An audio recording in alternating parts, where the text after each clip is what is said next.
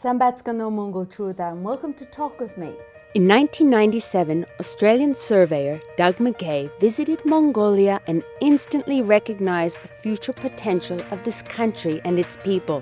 He saw startling similarities between Mongolia in the late 90s and the early mining days of Western Australia, where he's originally from. Doug McGay now resides permanently in Mongolia and has spent the past 17 years founding, funding, and managing ventures in Mongolia's natural resource sectors. Among other things, Doug was the country manager for Ivanhoe Mines at the time of the Oyu Tolgoi discovery. He was also co-founder and executive director of the Mongolian Minerals Development Foundation and founder and former CEO of Petromatag, which has the distinction of being the first substantially owned Mongolian company to be listed on an international stock exchange. Today, Doug McGay is a resource consultant in Ulaanbaatar.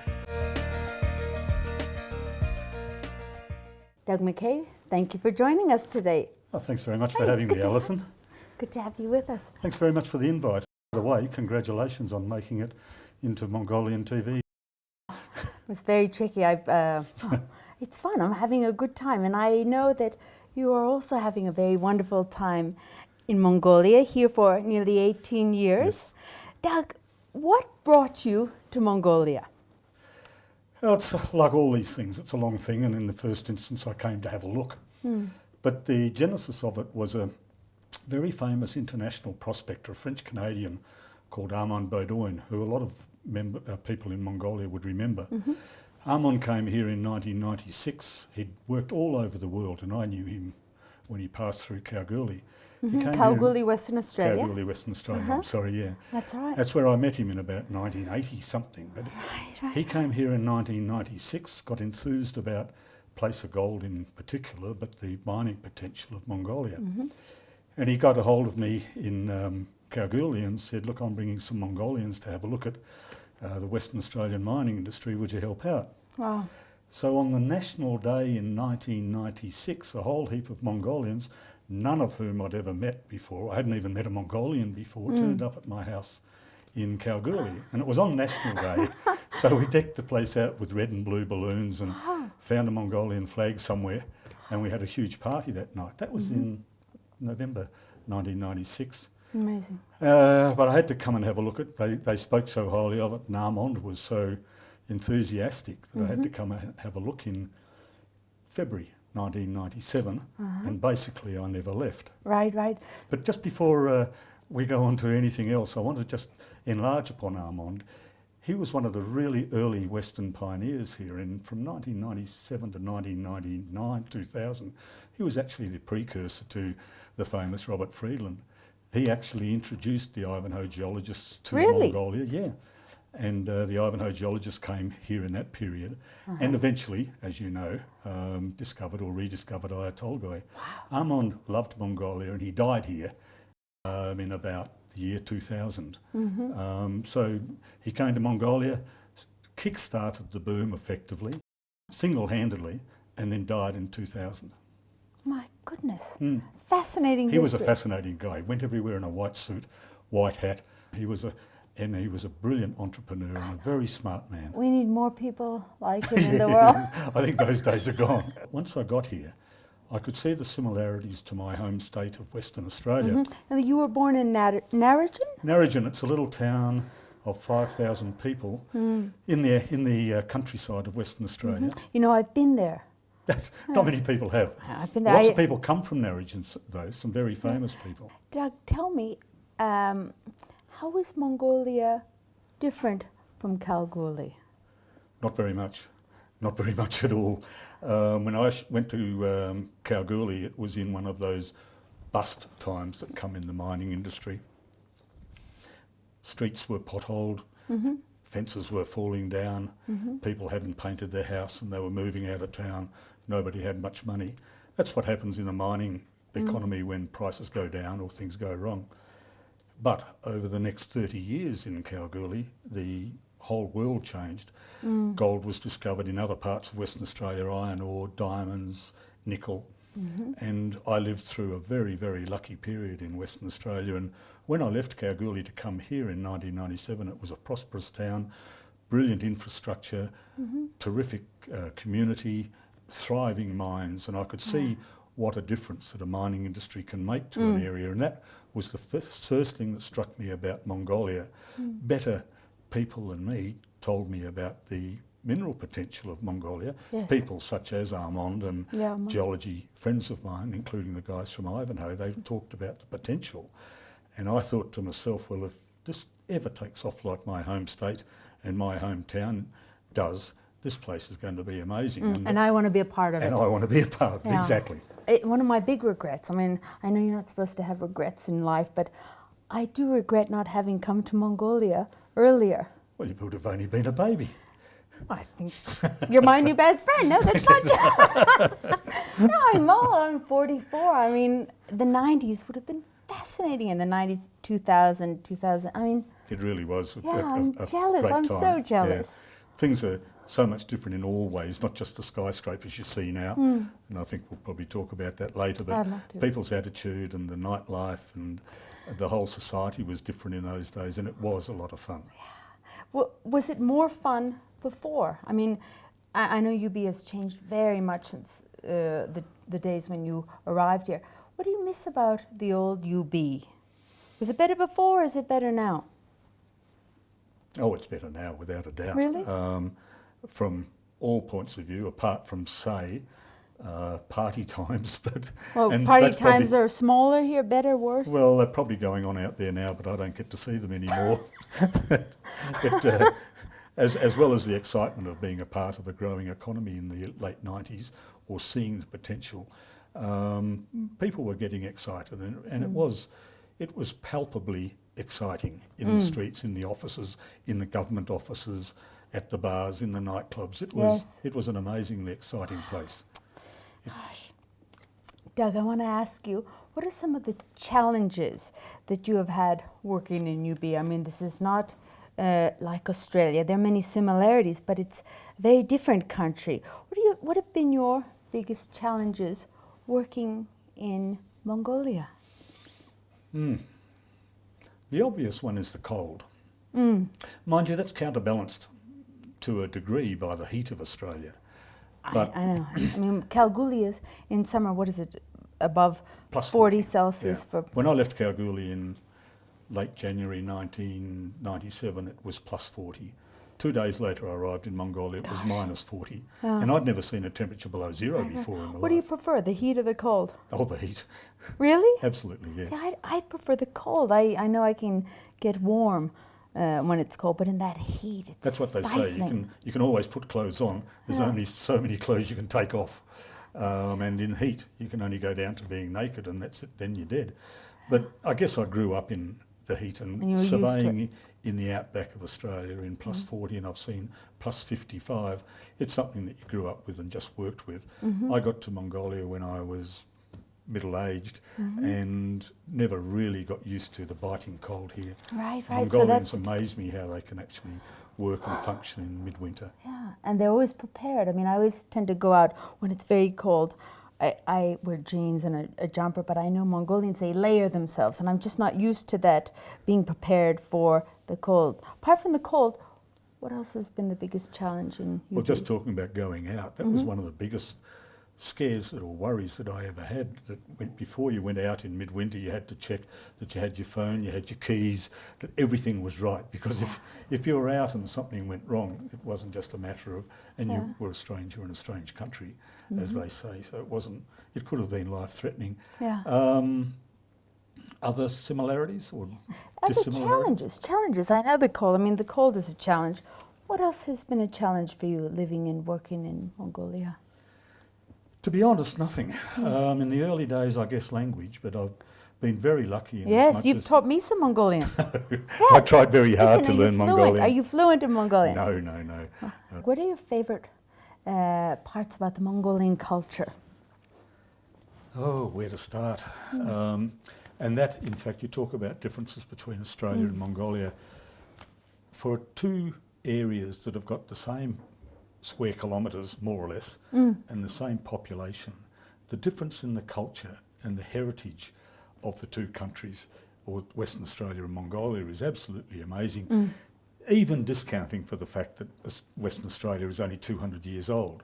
The amount of talent in terms of art or the arts in Mongolia per head of population or per square kilometre, however you measure it, is amazing. And I would dare say that even in world terms, if you came down to the number of people that could sing, play an instrument, dance, or all of the things that Mongolians can do per head of population, they'd be world beaters. Yes. And that was one of the first things that ever struck me. I remember when I was with Ivanhoe, we put on the first Ivanhoe board meeting down in the Gobi, and my good friend Che Ganbold organised a concert. The board members, including Robert Freeland, all travelled to the Gobi. We had a huge gear. We built the biggest gear in Mongolia for this particular concert. Wow. And we had the whole range of Mongolian artistry on display, and it blew everybody away. There were international visitors there. We had everybody from Deggy the violinist, who you've interviewed, through to classical long song, short song, fiddle, orchestras, the whole lot. And people were just amazed at the display of talent. Yeah. And we didn't even touch on things such as the artistry and the sculpture that goes on in Mongolia. It's just amazing. Yeah. What about throat singers? Did you have feature throat singers? Oh, of course. Have you ever Wouldn't tried be a concert that? without a throat singer. Have you tried throat singing? Yes, yeah, I have. And the guy who was teaching me at the time, and don't ask me to do it now, I actually got there and got some sound out. No, I'm not going to do it. But with him teaching me how to do it, I got a few notes out. But really? Did you get 2 tones out? no, good Lord, that's a little bit too far. Oh, No, but I got a tone out. You got something out. Yeah, I think playing the bagpipes helps a little bit too. Well, I'm going to ask you to bring the pipes out later. No, we'll see. We'll try. It'd be great. I'm looking forward to it. Tell me some of the odd customs that you've learned over the years and how you've learned these customs. That becomes second nature after a while. I remember going back to Kalgoorlie and walking into one of the bars there and kicking someone's foot and putting my hand out to shake them. I go, "What are you doing that for, you idiot?" Yeah, most of us foreigners pick up those sort of things rather quickly. But you know, if you tap my foot right now, we'd automatically do that. Yeah, we'd do it automatically. Yeah. It's amazing how quickly foreigners pick that particular one up. Although I had and I still have a book called The Encyclopedia of Mongolia, which lists the customs. Really? And, they are amazingly long, in particularly gear etiquette. Even the simple things like men on the left and women on the right, and don't walk through the central poles, etc., etc. You'd never hope to learn them all. The one that really amuses me, though, is whistling inside. It's the one Mongolian custom that I haven't picked up on. I enjoy whistling, and I defiantly whistle inside. And I said to my driver once, we were driving along in the countryside. So it applies to cars? Sorry? It applies to cars as well? I asked him, does it apply to cars? And he couldn't tell me whether it does or not. We had a roof over our heads, so I guess it should, but I whistled anyway. But all other Mongolian customs I either respect or participate in. What about garbage? Who takes the garbage out in your house? Well, I'm told it's Mongolian custom that the woman of the house takes garbage out. It's one that I thoroughly agree with. I bet. Yeah. But, you know, Doug, I learned this recently. Apparently, whoever takes the garbage out at night, be it a man or a woman, well, you should never take the garbage out at night. Were you aware of this? I wasn't aware of that. But I don't know whether you've ever seen newborn babies out at night, and they have this absolutely cute little ash mark in the middle of their forehead, and that's meant to scare away the evil spirits. And you normally don't notice it, but when you do, it's so cute. Yeah.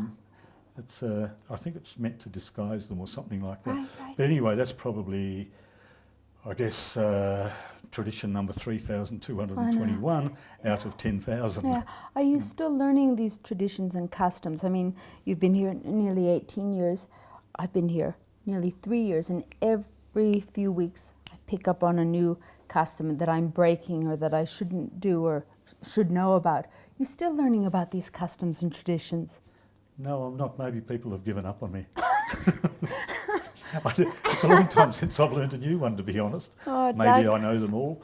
Maybe I've only learnt the important ones. Gosh. I have learned how to duck going out of a gear door though, but I'm not certain that's How a do you do tradition. it? How That's do you do it? self-preservation. You duck, make sure you don't hit your Yeah, head. they're very low, aren't they? Yes, they are.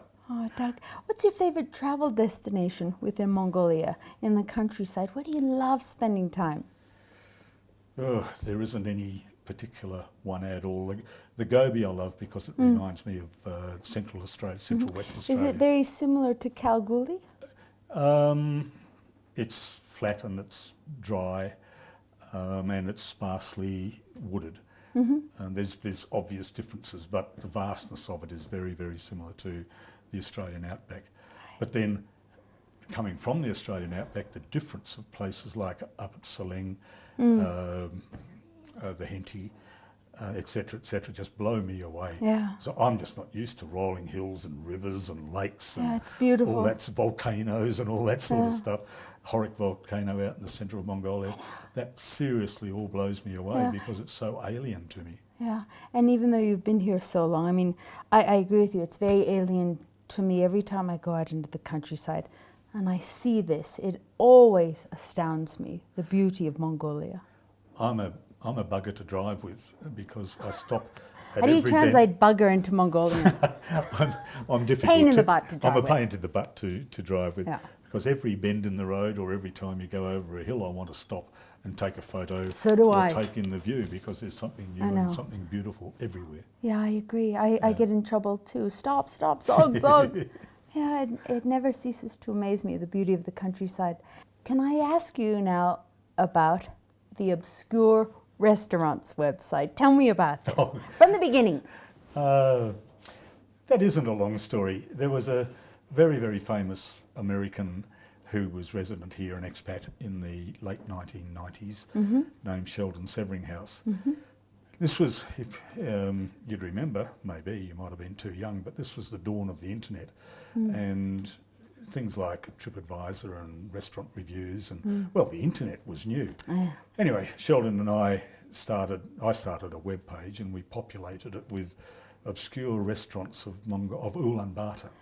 And we used to deliberately find obscure restaurants. And in those days, there weren't anywhere near the number of restaurants now.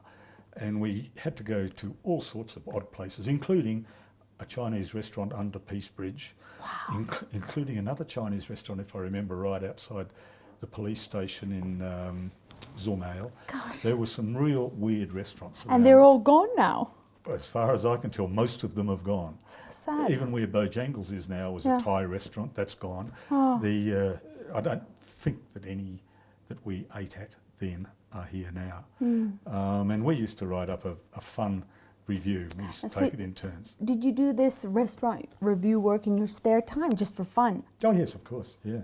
But it was a lot of fun. We went to a North Korean restaurant at one stage, and Sheldon was a bit of an adventure, and all of a sudden we found ourselves down in the back room, which was more or less a little church to the leaders of North Korea. I couldn't get out of there quick enough before the waiters came in with their submachine guns. Actually, I just want to say to viewers, you can still see Doug's Obscure Restaurant website on the internet. Yeah, You can find it. It's in a little dark corner of the internet. But it's there. It's You are able to find it, and it's fascinating. None of the restaurants are there, but the memories are interesting. Yeah, and there's some old expats on there. How have prices changed over the years? Just the other day I was looking at some old photos, and you know Millie's restaurant now. Of course. Millie's first opened in 1998, and about that time I took a photo of Daniel and Millie and the blackboard menu they had behind them. And the price of a cheeseburger those days was 2,800 tugrix. You can see that in the photo. I don't know exactly, but I think it's around about 14 or 15,000. So that's more or less 5 times the price. Yeah. And other things have gone up about the same. Listen, what happened to Millie? Do you know?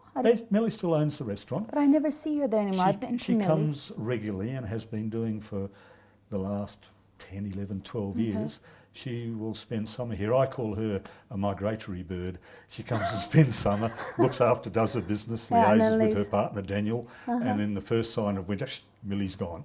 So you learned the bagpipes. You thought you were Scottish, but you were happy to learn the bagpipes. We've got a wonderful photo of you playing the bagpipes. I want to hear you play the bagpipes. But you also let Mongolia's most famous sumo wrestler have a try of your bagpipes, Davdorj. Tell me about that experience.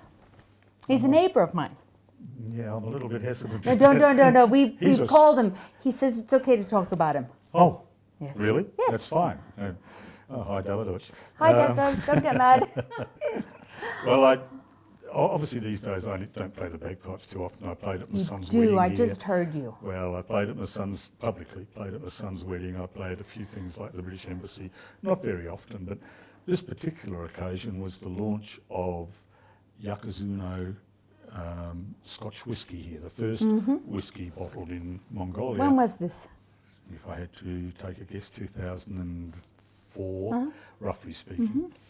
And it was owned by Davdorj, or Asishuro's family, and a Scots guy.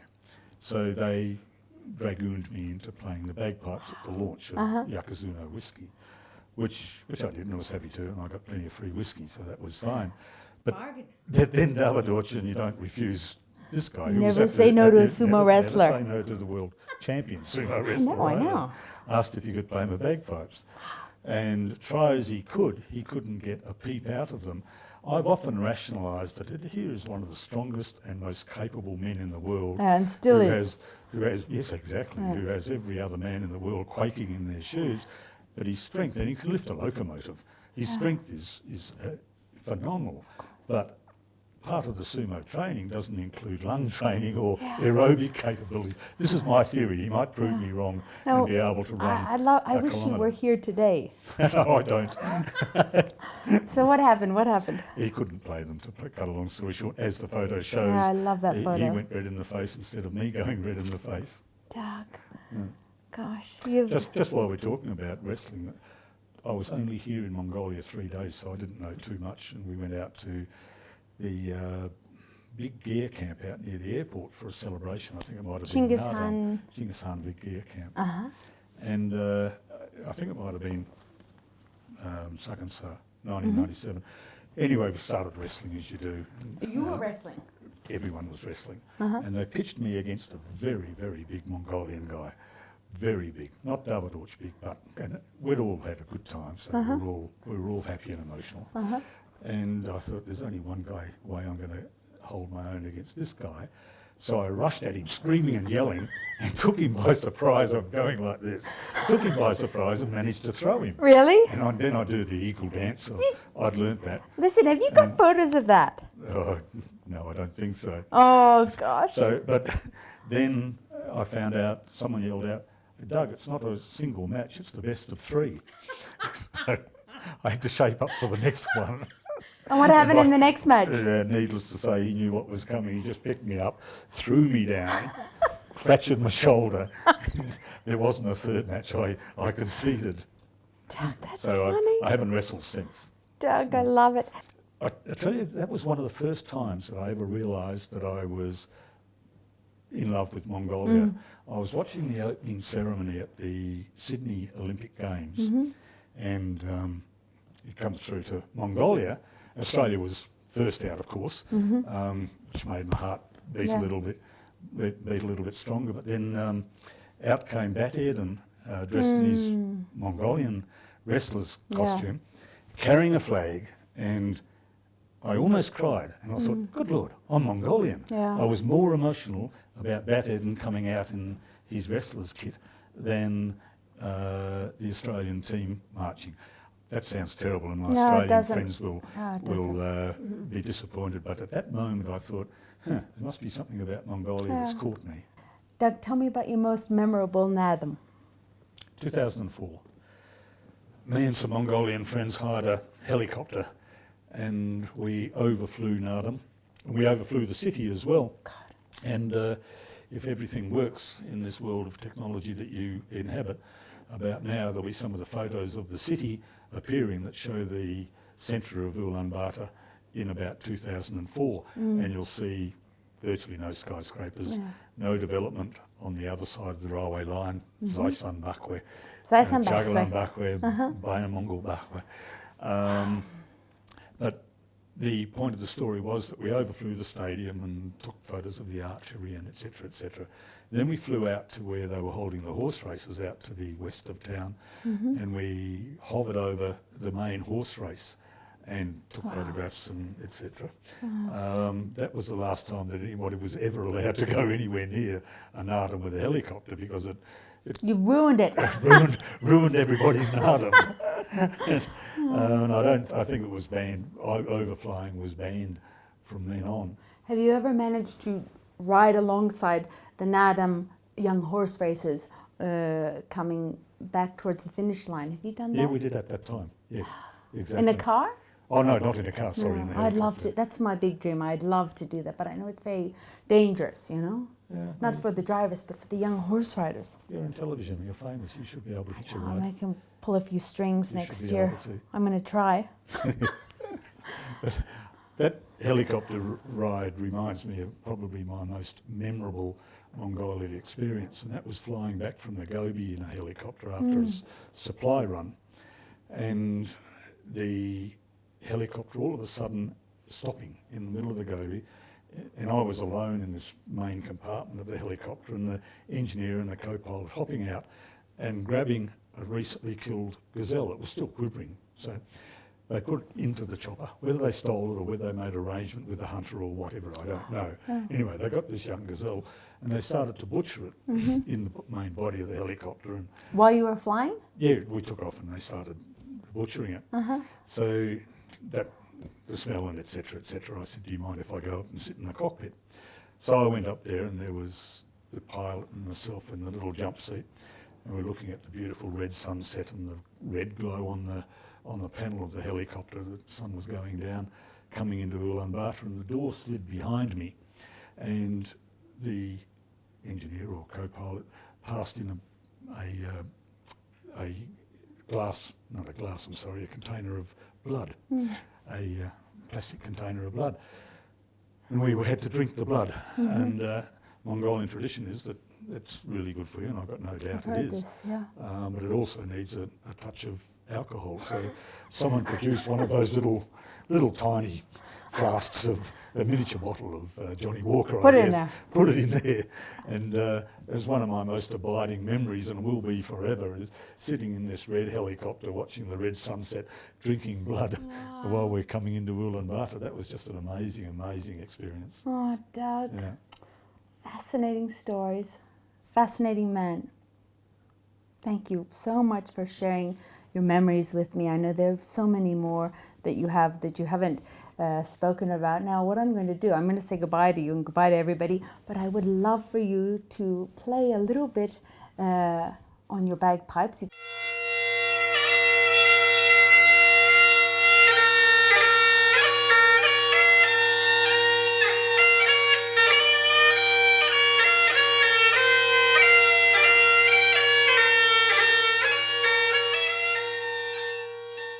And thank you, Doug McGay, so much. You're a beautiful, exciting, interesting man. Thank you very much, Thank Alison. you. Thanks for having me. And that's all for today, viewers, on Talk With Me. I hope you join us next week. But for now, Taro Tsimbayirste.